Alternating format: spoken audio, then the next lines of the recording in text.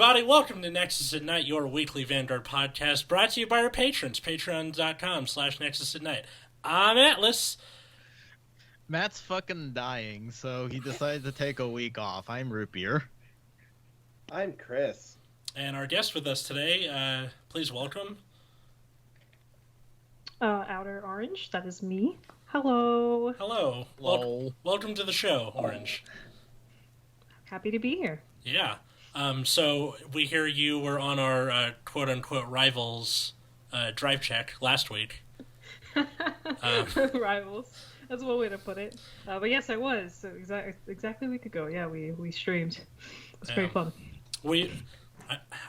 I wouldn't exactly call it a rivalry if they're just better than us. They have sleeves with their logo on them. We don't have that. They just got that, actually, funnily enough. They showed me those as well. But I wouldn't say one is better than the other. I think you guys both do good in your own ways. Thanks. Yeah, like I said off mic, we're quote-unquote good because we've been around long enough to just the fat, lazy cop who's just been around since the 70s. You're like, oh, you're the Scully and Hitchcock of Vanguard. Any Brooklyn Nine-Nine fans out there? But yeah, so I'm sure you saw that premium ban list. What'd you think?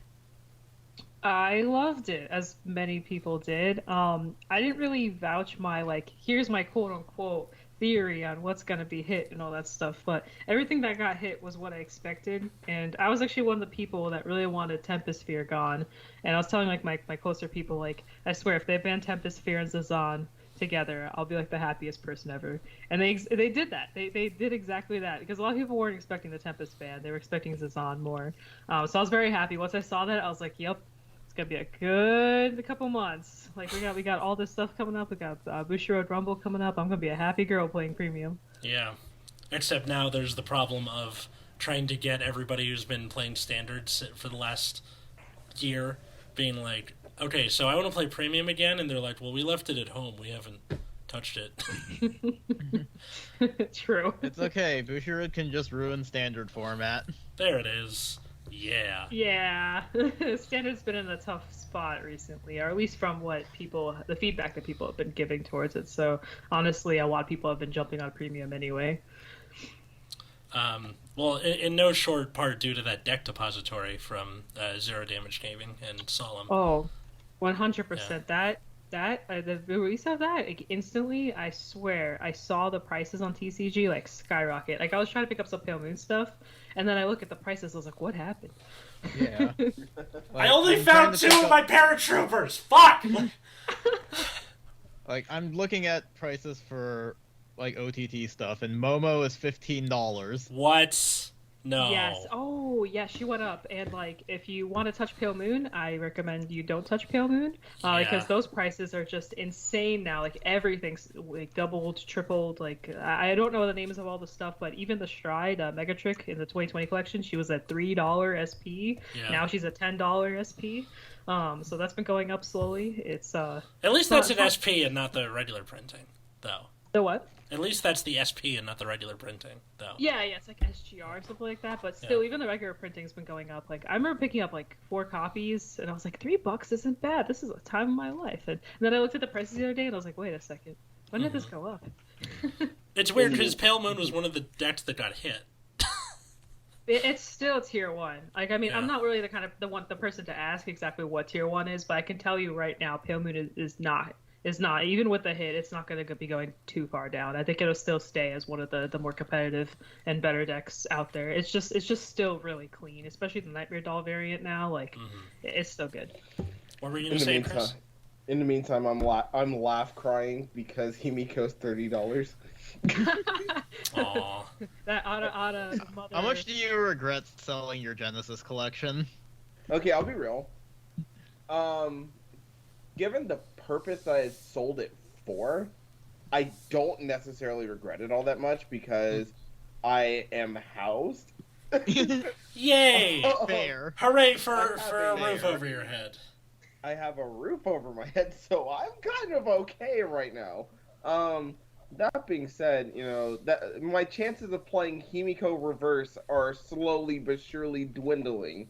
And that gives me an excuse to stop trying to make Limit Break 4 Yatagarasu work and play the new one.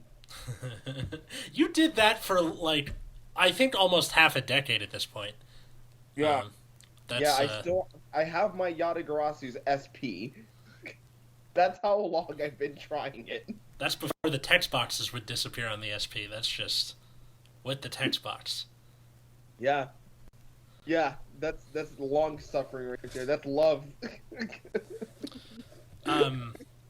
So I haven't tried the Nightmare Doll version of the deck yet because I couldn't find my Alice's. Luckily, they're like 25 cents on TCG Player, so picked them up for a buck. What's the deck look like exactly? Do you just do it and the grade 2 that lets you looper, or? Yeah, you can kind of go a couple approaches. You can go the V premium route in quotations, where you just go all dolls and you play all the new stuff, where you just pretty much deck thin like crazy and just kind of have a party. Or yeah, you can go the grade 2 ways, the Princess of the Night Sky. Sadly, that card is sold out right now, and I actually got my 4 copies through a different website somehow. But that card is pretty much at the moment. I've had my but yeah, you 4 can... for a while, so Mm-hmm. I still have my good, 4 of, yeah. Good. But yeah, you can go through the loop where you just keep looping Alice out with the grade 1 restander. I don't remember her name at the top of my head, but it's a doll that restands as long as Alice keeps popping out. Leslie. And you can loop that with the grade 2. Yes, Leslie. As I said, premium isn't like my I'm not as familiar with premium. I know what things do. I don't know the names of all the cards, but yeah, pretty much you can loop that, or like I said, you can just go the full dollar variant with Marissa and Abigail and Chelsea, and kind of go that approach where you just have like consistent Excel markers and restanding and all this other stuff happening, and then you can go into your strides and go into Harry and all the other stuff. But I playtested a little bit, mainly because I've been playtesting Nightmare Dolls to begin with, and I always thought the deck felt good. It's just that it just was vulnerable to rush, and some things were just faster. Obviously, before the ban hit, like there was just better things out there, like Harry, for instance. Mm-hmm. But now that things have slowed down, I do think Nightmare Dolls can have like a chance. I actually watched someone, I can't remember, I think it was Golden Phoenix Games, if I remember correctly, but they had a Nightmare Doll player in there during the Blade Master parse, and it was a girl actually, and she actually got, I think, in top 8 or top 4. She lost to Zoa, sadly, but she was actually like up there, and she was playing like dolls. Like it wasn't Harry, it was like straight dolls. So the deck was already doing pretty well. What version of Zoa was that? Was that Mega Colony or Great Nature? It was the Great Nature Mill Guard Restrict variant. Ah, yeah, that's a good one. The stinky I have 13 cards variant. Yes. I got to a new record last night, 17. Oh god. There is a card that I've been looking at. It's like a Crayomancer card that says, at the end of each turn, you and your opponent must discard 8 cards. And I've been deeply looking at this card recently just because of Great Nature and Mega Colony. Jesus. Interesting. So you're just like... What, just like I'm not locked in here with you, you're locked in here with me type of thing? Yeah. We both get stuck with 8 cards. It's pretty much just a card that forces you to discard until you have 8. So it's pretty much like a mini Jimmy Congo card, but it's but sadly both people have to discard. But see, some clans that don't care about their hand size as much, like Nightmare Dolls, they don't really, or just in general, Pale Moon doesn't really doesn't have a big hand, so I can just play this card and be like, all right, you discard and I discard. But if I already have 6 cards, I don't care. But you have to discard back to 8 after you just had your 17. See, what I've been doing is I run the Harry version of the deck with, but instead of doing Starry Pop with Excel 1 to make it like the 40k with a crit, you use the Pigeon and calling it in and out of soul and stuff and Starry Pop to spam Excel 2s to draw. Yep. That's the Harry variant. Yep, that's the way you play it. Oh. I faced that before the ban list, or actually no, they had the ban list on. There's a premium Discord that I'm in, and they play a lot on the weekends. It's made by Notorious and somebody else. I don't remember the other guy's name, but I faced that variant, and I was like, goodness gracious, this is you have only 8 Excel markers. This is fine. Yeah, that's so crazy because you're just like, oh, put it there, get an Excel. Cool, thanks. Yep. What are minuses? It doesn't exist. Exactly. Yeah. What are minuses? So the main reason or the main topic for the episode is now that there's 3 formats that are not broken, kind of. How do you get someone into the game? What is the best strategy for that? If someone is in standard and is like, hey, that looks interesting, what do about getting them into premium or whatever. So Well, so I'm really, this is kind of like, I like this kind of stuff. Probably why we're talking about it. But pretty much, if you're an overdress player out there and you're like, I really want to try V Premium, or I just heard about Premium and I want to try Premium. Premium will be a little bit harder to probably get into, but you could start with V. So, for example, let's just use Magnolia as an example. So you're playing Magnolia, you've been having a lot of fun with it, and the nation is called Stoicheia, right? And you're like, man, I really want to try like another thing, like V Premium or something. So Stoicheia is obviously broken apart from nation. It can start as clans. So you can pick up a clan within that. I'll use Grand Blue as an example, as that's one of the clans, or Great Nature, since Great Nature is more similar to Magnolia. So you can like look into Great Nature and start building from Great Nature into like a V Premium deck. And then once you get a V Premium deck going, then you can upgrade it to a Premium deck. And it's actually pretty easy to go from one to the other to the last. The playstyle might be a little bit different, but getting into the format won't be as hard as like you saw your animals in Magnolia, now you see animals in Great Nature. And then you're gonna jump from Great Nature to Premium, where you start seeing a G zone. But you kind of can go backwards, I guess. Like you start from the freshest format, and then go back a format, then go back another format, and just take it one step at a time is the biggest recommendation. And there's obviously content creators, websites, Discords, and quite a lot out there information wise. The wiki is a good spot. Bushiroad has like their own deck lists and stuff on their websites actually. That's probably like I've been really recently looking into a lot of. There used to be a blog I used to follow that did budget V Premium, but sadly they're like not really a thing anymore. They actually just quit because of overdress, which is really sad to hear. They just lost all their fume and fire, and I was really sad because actually that's what got me into like going deep into V Premium. Was I just kept going back to this blog, and they always had like a new budget profile, new budget something. Another person I want to mention is actually Vanguard Insider. He has a lot of budget decks of V Premium specifically. He has a whole like playlist of just budget decks they can try out. Like, for example, Nightmare Dolls was on there before Nightmare Dolls was like OP. It used to be a budget deck when Lukier came out. So that was a deck back then. It's literally $20 to build, and you build it and you have fun. You know, like it used to be a budget deck. Like it was considered not. It wasn't considered anything. I was one of the people that was playing Nightmare Dolls actually back then when Lukier was out. So. Yeah, Lukier's like $30 a pop now, which is wacky. That's just play Nightmare Dolls. Yeah. Yeah, Alice is like a quarter. I think Carol, your like main ride in that is like $1.25 or something. Like she went up a little bit. I went for the original printing because I have 2 copies of the original. And I wanted to make sure they matched. So I think the reprint version is cheaper. But let me. Okay, they're 25 cents each. Okay, there you go. Yeah. Yeah. Yeah. Mm-hmm. Oh, I think something I want to add as well. Is if you if you've played if you've been playing Vanguard for a while, and there was a deck that you were really interested in and you just couldn't play it because the format was like just too oppressive.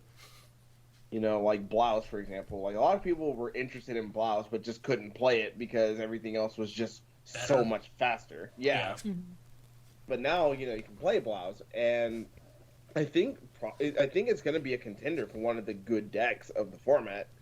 And I think, while it's still cheap, I think people should really get on that. And, those kinds of those OG budget builds, people should really explore those again because it's a new frontier. You're allowed to explore again. You're allowed to have fun. 100%. This is going to be the 1990s of Vanguard. Like, there was a lot of shit that we just came out of, but there's going to be wacky hair and really cringy stuff that we're going to look back on in a couple of years. But for now, let's enjoy ourselves. I mean, hey, it's a good time. I'll be honest. I've been experimenting with a lot of Genesis builds right now. Because a lot of people are like, Regalia or a bust. And honestly, as much as I like Regalia, I think that's kind of unfair because I feel that a lot of Genesis decks are quite good without Taro, and they just refuse to explore it. One that I found was pretty consistent, honestly, was Artemis. It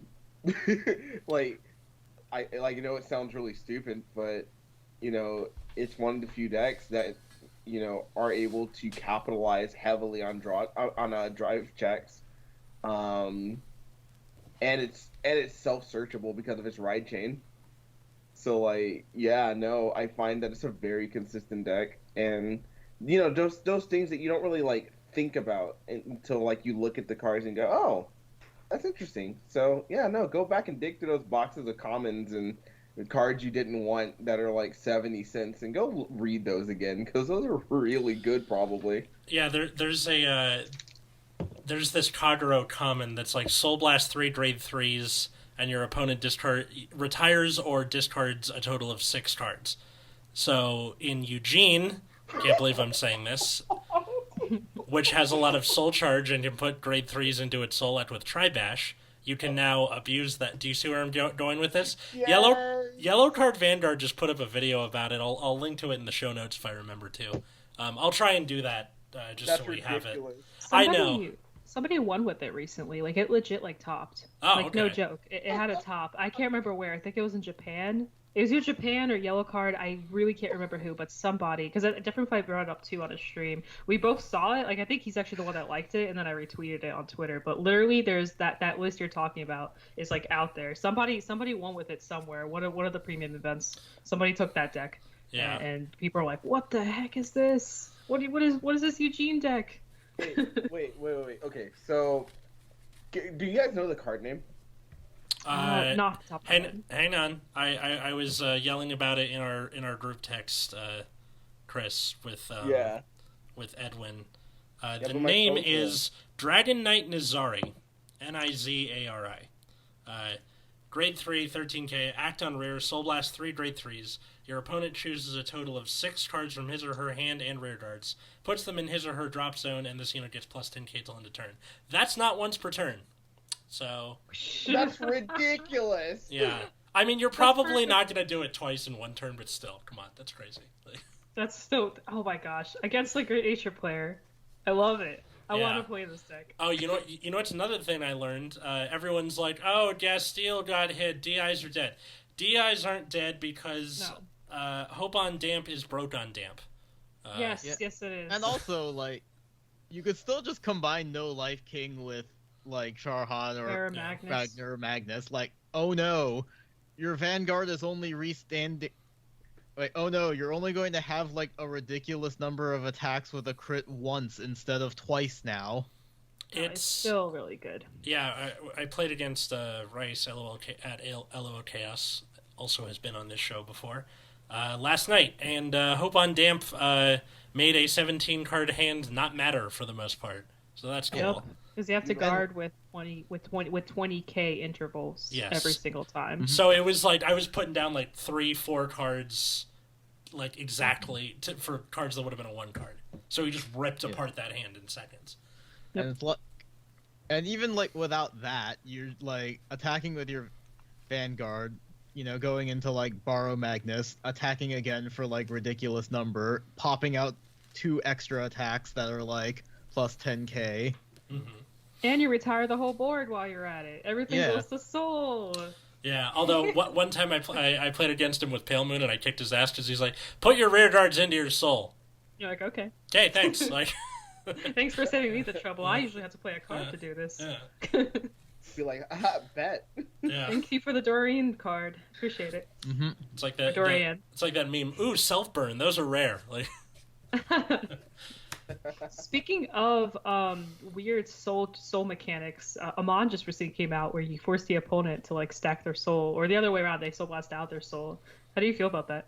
Oh, sounds interesting. I've wondered about this for a long time. Where I'm like, I wonder if there's a card that'll make the opponent soul blast, and then people have told me before that like that's a little too broken because that can seriously screw. So it's finally come. I don't know. Amon Reverse is gonna walk and then make your soul blast. Calling it now. My uncle works at Bushy Road. Oh, really? Yeah. I guess we'll have to see if your uncle is right the next V collection. Mm-hmm. If my uncle decides that he wants to be a dickhead and lie to me, he's fired. I'm wondering if Polaris and Locks are going to be actually good, because restanding talented rhinos don't cut it no more, and I gotta think of something else. But yeah, if they suck, I'm gonna be mad. Is like Great Nature your main go-to? That's what I figured. BTO 7.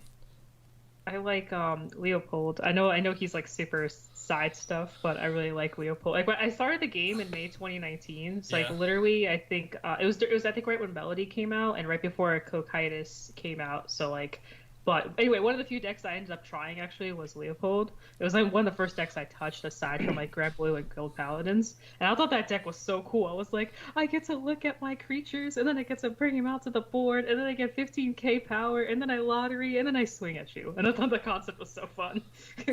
Yeah, it is fun. Zoo Pals is what I called it. I definitely because it was so good. Like back when I started with the BTO 7, it was just on attack, dope something. End phase, it dies, and then limit break, counterblast, call it back. So that was great at the time. And then Leo Reverse was even better. So I was like, this is awesome. Moved on to greener pastures. And then the V-Series Leopold came out, and I'm like, this is great. I love this. And I hope that they would bring back Leo Reverse, but they didn't for some reason. Mm-hmm. But I don't know, maybe the next time round we'll get one. Who knows? Yeah, maybe it's I think the Leopold concept is just super fun.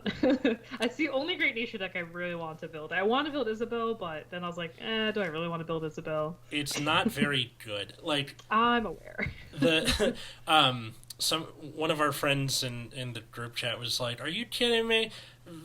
Great Nature's great in premium. Isabel with that test tube thing is a denial griffin." I was like, "Okay, but how do you win?" He was like, "Yeah, but he was like, it's a denial griffin." I'm like, "But you don't win with it. It just stops something." Yeah, you need more than just stopping a loop or denial griffining something. Sadly, to get to a win con, and the win con is like like Zoa or something else. I'm not too familiar with Great Nature and Premium, though I do have a very very good understanding of what the cards do. What the guy that got me into the game is actually a Great Nature main, so I know a bit about Great Nature, but. My long story short, yeah, there is kind of like a win con issue, at least with how Isabel works in current premium. But who knows? Yeah. Maybe now with the new stuff, there's something that might make her better. But that lottery is just kind of awkward. Yeah, it is also awkward that you gotta like. So they released this lemur thing, which it looks like Zaboomafoo. You remember that TV show? Oh my god! Yes. The effect is you mill with it, and then if it's a normal unit, you soul charge. If it's a trigger unit, you counter charge. So with Isabel, you get to do both, but her effect, in order to like reactivate that effect, is a counter blast. So it's just you get a soul charge out of it effectively. Yeah. Which is not enough. I would have rather had it be a soul blast. Because Great Nature eats resources like it's going out of style. I was about to say that's the issue with Great Nature is honestly the resources, especially in V. Like, what are resources? Like, you run out of your stuff so fast, and then you're kind of just stuck. I have my Hamstay build in Vimium, and it's terrible, and I'm just waiting for the Beast Tamers to come out so I can play that instead. Oh, Bunny Beast Tamers? Yeah, that looks good. Not a fan. Really?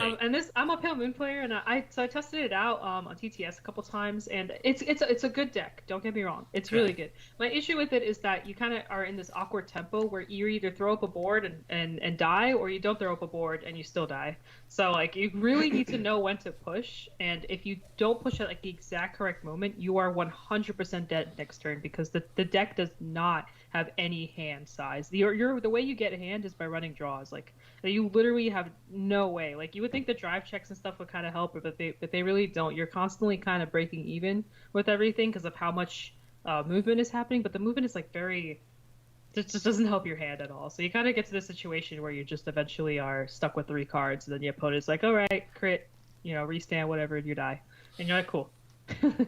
Yep, pretty much. Well, that's awkward.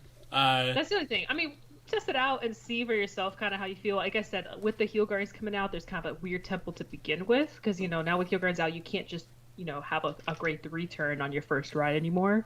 You kind of need to be more cautious.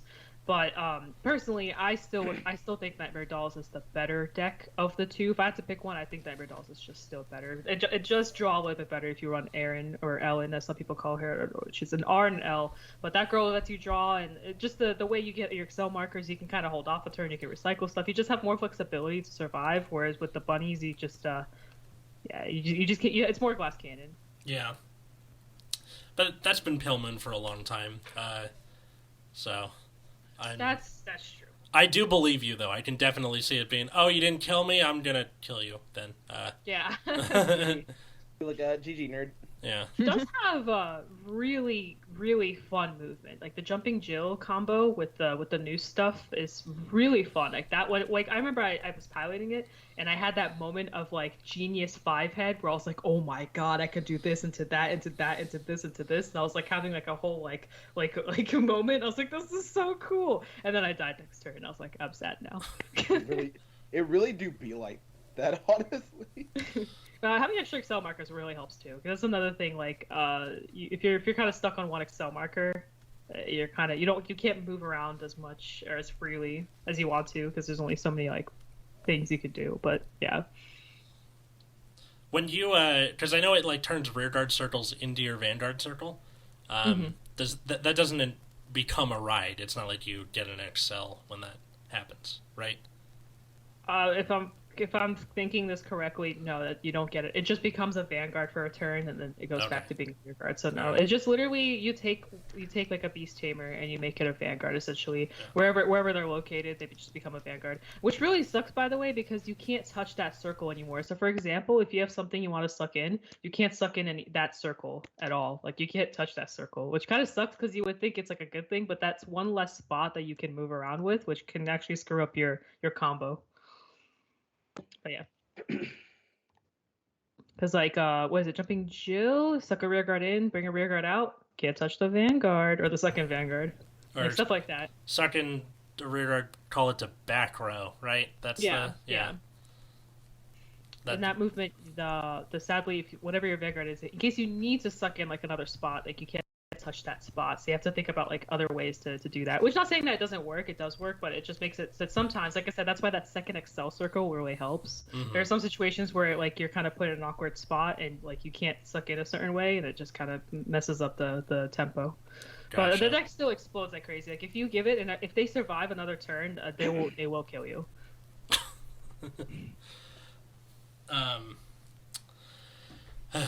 So I figure since you're here, we've never had you on the show before. What got you started in your channel? That's actually an interesting one. So my channel was originally a gaming channel. If you ever click on my channel and look at how many videos there are, there's definitely a lot more, and a good majority of it is actually not Vanguard content. Funny enough. But I used to, so a while back I was really into games, and I'm not gonna lie, I don't recommend anyone looking at those videos. They're really bad and very raw and just very like me just playing video games and 100%ing stuff, but with really bad audio. Like literally using a microphone audio, and my sound is like 2%. You could barely hear me. The music's too loud, etc., etc. But yeah, I hit a point with Vanguard where I really wanted to create content and get stuff out there. I was kind of like, I was playing it for a while, and I don't know, something just hit me. COVID was happening, and I was like, it'd be a good idea rebooting my channel and rebooting it towards stuff I really like doing, like for example anime and Vanguard content and box openings and like just kind of like other things. So I slowly started migrating towards that direction. I originally started with like just box openings and figure openings and like random Amazon stuff that I found, and then I started slowly pushing more and more, and then Zero came out, so I started coming out with like some Zero content, and then out of nowhere I just kind of the channel completely went to just straight Vanguard with a minor like sprinkle of like Genshin Impact and a couple other things. But I don't know, I just I woke up one day and I was like, I really want to bring more stuff to Vanguard. I was talking to some people that I got into the game, and they said that they struggled in finding a lot of resources, and they thought that I was pretty knowledgeable in the game to the point where I should create content. Is literally what I was told by the two people that I trained into Vanguard. So they were like, you should try it out. Like, you're really good at talking, you're really expressive, you could really get people in the game, you're very positive. And I was like, I thought about it, and I was like, you know what, I'm gonna do it. Let's go. Let's bring on this content. So here we are. Right on. Right on. That's awesome. Very nice. Where did the name come from? Another funny story. Do you want the honest story, or do you want me to like censor it? This is a podcast where we say fuck more than we say hi. So yeah. So please do what you want. All right, cool. So I was 16. And I'm definitely not 16 right now, so this was a bit ago. And I had an Xbox 360, and I was a female, and I really wanted to be funny, so I named my original name on there called Shaved Banana. Okay. and that started a lot of stuff. I just want to let you know that was the worst decision of my life. Like, there are so many stories I could talk about because of that name. First of all, a lot of people think I'm a dude because I named myself Shaved Banana, which I thought was even more hilarious. Like, people go into the Xbox chat, "Oh, yo, what's up, Shaved Banana?" And I'm like, "Hi," and they're like, "Oh my god, it's a woman! Get the fuck out of here!" It's either that or it's like, "What are you, 12?" You're like, "No." Yeah, that's happened too. People think like I'm like a 12-year-old or something, and there's always that running joke like, "Oh, there's no women on the internet," blah blah blah blah. Mm-hmm. But anyway, I'm not gonna go into the whole details of like all of that. But long story short, that name had quite the image on the internet. Yeah. But going over the years, like getting a PS3 and a PS4 and all this other stuff, I had to make an account. And I was like, you know what? Do I really want to keep going with this pain of Shaved Banana? Like, I really had to think about it. And I was like, you know what? I'm going to change it up. And I was like, all right, no banana, oranges. That's pretty much how that happened. I was like, all right, what goes well with oranges? Peels are kind of cool. What about the outer part of the peel? Oh, outer orange. And then I was like, it's really stupid, but I'm going to make this my name. And the only reason why it's stuck is because, obviously, since I used to be a gaming YouTube channel, and I used to actually record through my PS4, and my PS4 obviously had my outer orange name, so I just transferred over. So that's literally, like, the story, pretty much. But yeah, long story short, don't name yourself something that's really kind of provocative, because people are going to start sending you nude pics, and trust me, it's not worth it. Sounds alright. That's pretty much where that led, by the way. Like, having that name, I have a lot of stories of people sending me things because I would make jokes like, haha, Shaved Banana, but I don't have one, you know? And then, of course, the dudes are like, haha, you don't have one, but I do. Here is this. And I'm like, oh, God, no, this is not where I wanted this to go. So that's why Outer Orange came out of that. Yikes. Gross. I think people will send you porn no matter what your name is, though. Unfortunately, I haven't gotten any since. I have an Outer Orange, and I have not gotten anything weird or anything that shouldn't be a thing. It's been really nice and respectful ever since I switched to Outer Orange, and I do kind of miss the fun times of having Shaved Banana, but I'm also happy that I don't have to deal with all the weird stuff anymore. Yeah. It's good. I talked about this on our bonus show, patreon.com/Nexus at Night, but over the weekend, somebody messaged me on Instagram with the name FootFet20.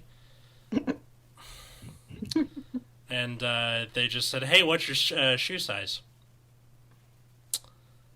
So, yeah, I think porn now comes... marks the second time that Atlas has been randomly sexualized. Yep, yeah.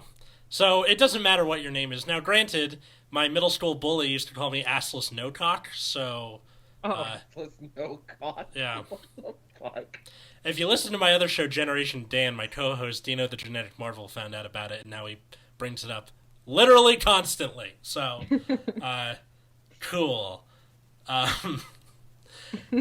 What made you want to play Pale Moon as your main clan, or just whatever clans you like? Well, Pale Moon is like my secondary main clan technically. Me too. It's actually what I started with. And I don't know which one do you want to hear first, like Pale Moon or Grand Blue? Grand Blue first, I guess. Go chronologically. All right. Oh, okay. So the person that got me into the game, it took a lot for him to get me into the game. Like, I really didn't want to try Cardfight Vanguard because I had some bad past with card games with Magic the Gathering, so I was just not really feeling it. It's been 5 years since like the incident happened. I was kind of iffy about it, but he was like really trying, and he was like, all right, just give me like something you like. And I was like, well, I really like graveyard decks. I used to really be into Yu-Gi-Oh, so I guess that's a thing. Mm-hmm. And then he just literally threw up a deck like in my face like a week or so later. It was Baskirk back in the day. The only thing he told me was I had to get the Baskirks, but he literally got like the Cutlasses and what was it, Rune Shade, a couple other cards. Just pretty much got me a deck ready. and then we got the baskets together at a store, and that's pretty much how I started with Grand Blue. But I actually didn't get into Grand Blue that aggressively until Cocytus came out. Once that came out, that's it. It was game over. That's my husband. That's my boo. That's my counterblast. I mill 4 cards, call 2 cards, get the flanger out. I blast you with all this stuff, and you can't guard from your hand type of concept. Like, I was the happiest person alive. I went to regionals with this deck, and by the way, I've only been playing the game for about 3-4 months because, like I said, I started in May, but I didn't actually start getting into the game until August, and regionals was in October. And I went to regionals here where I'm located, and literally I was winning with this flanger Cocytus deck. I don't know how, because I was so new to the game. I was literally going 4-0. Like, I was like actually like winning, and I was new to the game, and I actually didn't care about winning or losing, but something about that day, like, I really clicked with Vanguard, and I clicked with Grand Blue that day. Like, something just started making sense. I was like, you know what, this deck is like awesome. I actually understand it. I love revival. I like the defense mechanic. So that's kind of where I got with Grand Blue. By the way, I didn't get too far after that. I started losing, mainly because I had no idea how Narukami works. I did not know they have a card that has a guard restrict on it, which is a grade 2. And I learned that day that you must greed shade properly, because I greed shaded for a perfect guard thinking, oh, this Excel clan, they got nothing on me. I'm gonna perfect guard all their stuff. I got these 3 perfect guards. Their last attack is like, yeah, 37k guard restrict. And I was like, oh my god. My whole hand was perfect guards and a 10k block. And I literally didn't have enough, and I was crying on the inside. I was like, what just happened? Did I just lose because I grabbed the wrong card for my drop zone? It was really sad. But that's pretty much kind of my Grand Blue story. A lot of people know me as the Cocytus lover, or my husband is Cocytus, so my avatar. I don't call it my avatar, I just call it my husband. Like, literally, I'm just married to Cocytus, and that's just a fact. Like, no one else is married to Cocytus, it's just me. It's my baby. I love it. Like, that's funny, because, like, my first deck was BT06, like, the original Cocytus, the Limit Break one. Cocytus. Yeah. It was pretty bad back then, though. It was like, Counterblast 2, get one thing, and that's it. Yep. Like, it sucked back then. Yeah, sadly, Cocytus has never been a very strengthened card, I would say. I feel like it's always been kind of lacking, whereas, like, other cards have kind of had their, like, for example, Night Rose, obviously, and Beatrice and stuff. And, you know, Beatrice, though, is kind of like a newer card, but I guess Night Rose is a better example. I definitely agree that, like, Night Rose and how it usually plays better. But I just like the defense that Cocytus brings, and that's why the reverse stuff that's coming out I'm really excited for, because we gotta retire, and I'm so hyped. What about Pale Moon? What got you into that?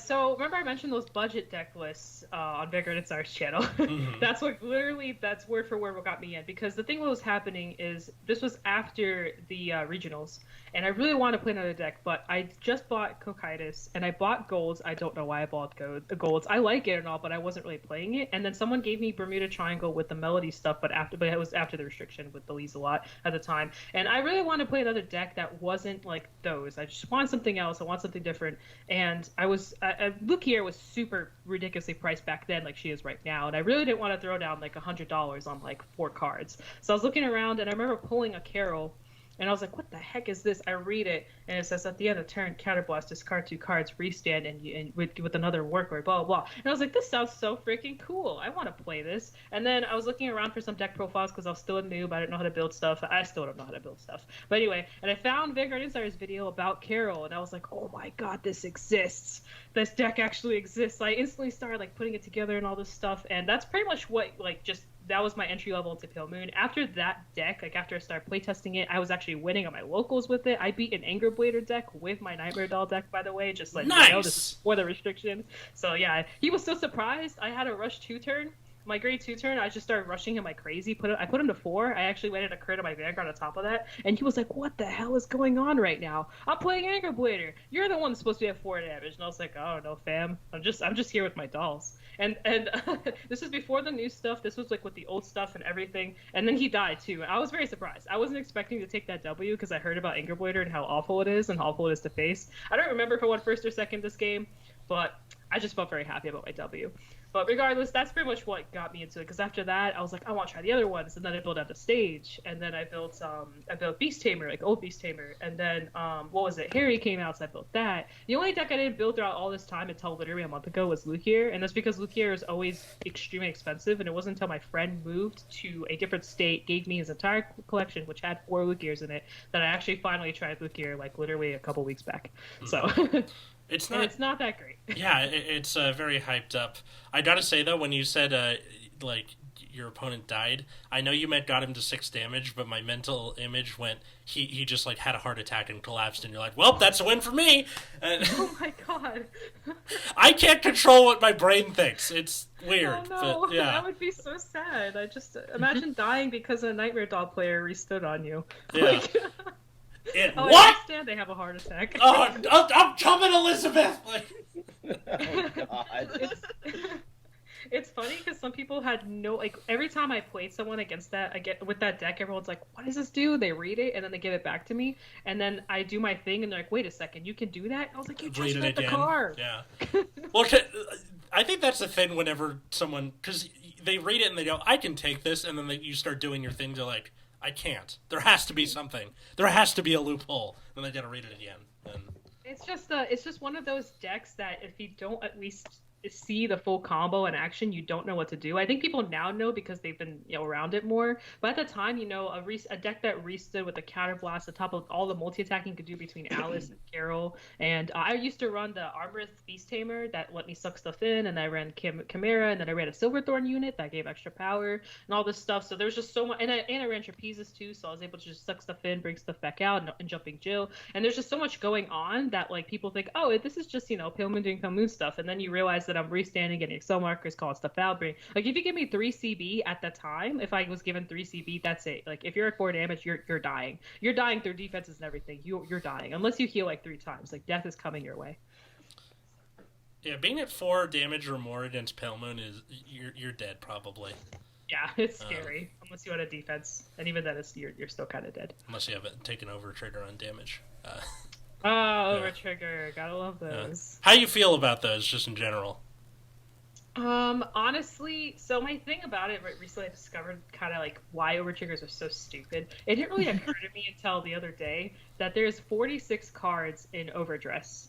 That means that the chances of you getting an over trigger is even higher than it would normally be in like 50 cards, right? Well, technically 49 if you include the starter. Yeah. But still, like it just I'm not a fan of over triggers because of how they sway games. I don't mind them as a casual concept, like casually playing, like, and I know everyone pretty much says this, like casually they're like okay, there's really no issue. But every time I play locals and I'm trying my hardest and I'm over here like playing out the perfect game, and I literally watch my Orphis over trigger guy hit his over trigger, get double power, double crit, double everything, and I just have to go from 2 damage to 4, and I couldn't do anything about it, is kind of a problem. However, another issue with overtriggers, mainly in overdress, I think this is more of an issue in overdress than it is in premium, is the fact that the shield is so awful in overdress that makes overtriggers even that much more powerful. Like, you have these situations where you can't guard early, putting yourself to like 3 damage, and then your opponent overtriggers you, and you just die because you couldn't guard early, if that makes sense. And a lot of that has to do with the fact that we have like these weird 5k shields everywhere, or we have fake hands where you think people are holding stuff, but they're just holding like nothing. It's like the way that the format is so fragile that makes it just so hard to deal with overtriggers even more. Like I feel like if the shield value was higher, you would have more. Yeah, overtriggers would still suck, but at least you'd have kind of more like flexibility to deal with your damage. But I had a game one time where there was a Brigade player, or they were playing Prison. Sorry. Bermuda Triangle. But they're playing Prison, and literally I was holding 5k shields or orders, and I literally couldn't guard, and they just killed me just because I couldn't guard. And it's not that I mulliganed poorly or anything like that. I was mulliganing like for what I needed, didn't see my triggers or anything like that. I just literally couldn't guard the whole game, and I was playing Zorga, so I died. And this was a new player, by the way. He literally started the game like 2 weeks ago. He had like maybe 4 games under his belt. Like I literally died to a new player because I didn't have enough shield. Like it's just. Mm-hmm. I feel like that's a bigger problem. Overtriggers are a problem, but they're more of a problem because of how the format's set up, if that makes sense. Yeah. Well, because like 10k shields are given to you by effects and not just around like they are in V and by extension Premium. Yeah. Like the weird antelope thing in Stoicheia, or that like steampunk guy in Dark States where you get a counterblast for it. Like it's this... Yeah. Awkward number that you're like, okay, I'm hitting for 18. You're like, oh, I don't want to guard with this 15k, but I have to. Yep. Yeah. or you have to ditch like 2 cards to block for something that you could have blocked like 1 card. It's like you have to get through your hand like so much faster in some situations, and then like there are some games where you feel like you're like on the top of the world and then you're winning, and then suddenly you lose and you don't know why. Where did it all go wrong? It's just kind of a weird mix. That's why, okay, so it's long story short, I don't like hate over triggers. I don't love them. I do think that they make it harder to figure out how meta is, in my opinion. I know some people disagree with me on this, but like I legit think that you can play pretty much almost any deck and pretty much be successful with it as long as like you mulligan correctly, and because you're always gonna hit your Vanguard, right? You're always gonna hit your main boy, whatever your main boy is, and you're always gonna get to your like quote unquote win con, right? But it's just a matter of like how the triggers go, what your opponent's holding, and if you hit your over trigger and persona ride. And that's why I think it's harder to tell like what meta is, because I feel like even decks that aren't as good can still compete and get first place just because of just like RNG being a thing. Like, yeah, there's some decks that can perform better, but I feel like even the lower decks have a chance to come on top just because of how overdress is right now. And I don't know, it's just my personal opinion. I think some people will be like, no, but Bruce, but Bash. It's like, yeah, no, they're still top decks. I'm not saying they're not, but I would definitely can agree that Eugene can also eventually top if they just keep going to locals. Like they'll top eventually just because they got lucky enough. It's a thing.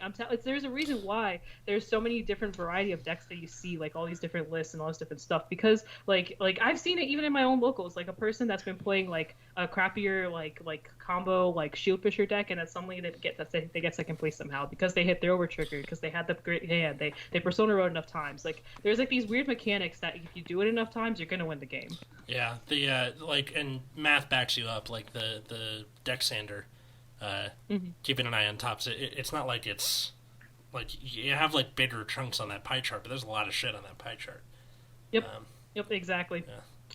Like even what was it like? Well, there's the lyrical meta was kind of weird to watch, but like I'm telling you, I feel like any deck has a chance. Like you're gonna have less of a chance, but I think you have a chance.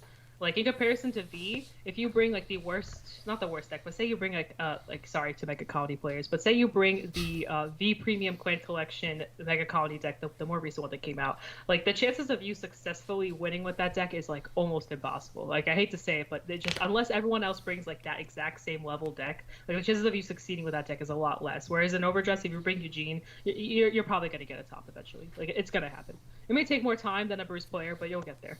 And then if you bring Eugene to a premium tournament with that new grade 3 guy, you might take it over. You might top something. Oh, Jamio Kondo was banned? That's a shame. That's a shame. Here's this other card that does, this other deck that does something similar. Yeah. I don't know who saw Eugene and was like, premium's back. I know exactly what to, like, some dude was going through his comments and he was like, oh. Yeah. That's how premium is, though. That you see that one card and you're like, hey, this interacts with that, and then you start cooking. Yeah, which is what I'm most excited about. And yeah, did you guys have anything else to add? Not really, no. Nope. Looking up prices of cards in TCG Player, like if I want to make an up-to-date Magus deck, it's gonna cost me like $90. Ugh, gross. I'm currently cooking. Okay, I mean, wait, was that the list that I sent you, or is that something else? Yeah, no, the list you sent me, it's just like Momo is $15. Woof. Well, I'm sending you guys your Patreon stuff in a couple days here, so that'll cover about one Momo. Patreon.com/Nexus at Night. Please help. You get bonus content. You get one whole Momo. Yeah. I still have the original sign on top. Oh, that's right. I need Tsukuyomi's too. Oh, Tsukuyomi. Yeah, because you add anything and then discard, so you can use it to dig for stuff. Apparently. Yeah, OTT has some fun mechanics. I like it. I only play the budget stuff though. I play the witches, so I'm pretty dead in that area. But it's fun, and then we're getting more witches. Witches are getting supported. Yeah. Yeah. I love that stride that makes you drop too. That thing's great. Or makes the opponent drop too, or take a damage with no trigger effect. Huh, interesting. Yeah, it's like from a long time ago. But Orange, thanks for hanging out with us today on Nexus at Night. Yeah, it was a pleasure. I thought this was actually super fun. Sorry if I got a little talkative, but No, it's okay. Exciting. It's a podcast. You're supposed to do that. Whoa.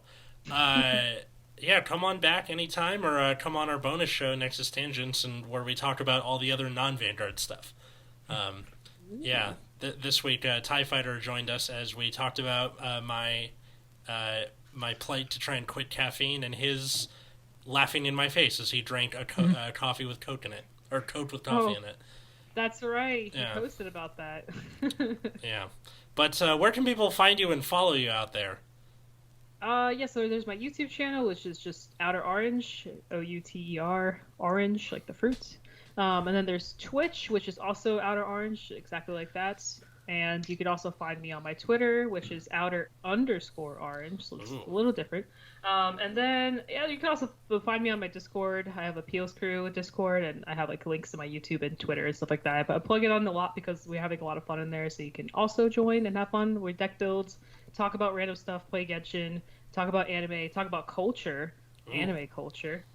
So thighs and things, and all that culture, and we just vibe. So you can vibe with us there, and that's pretty much it. You can find me on those platforms, and I'm very free to talk to people. I try to be as close to my fans as possible. That's not very healthy, but I do it anyway because I love talking to you guys. So yeah.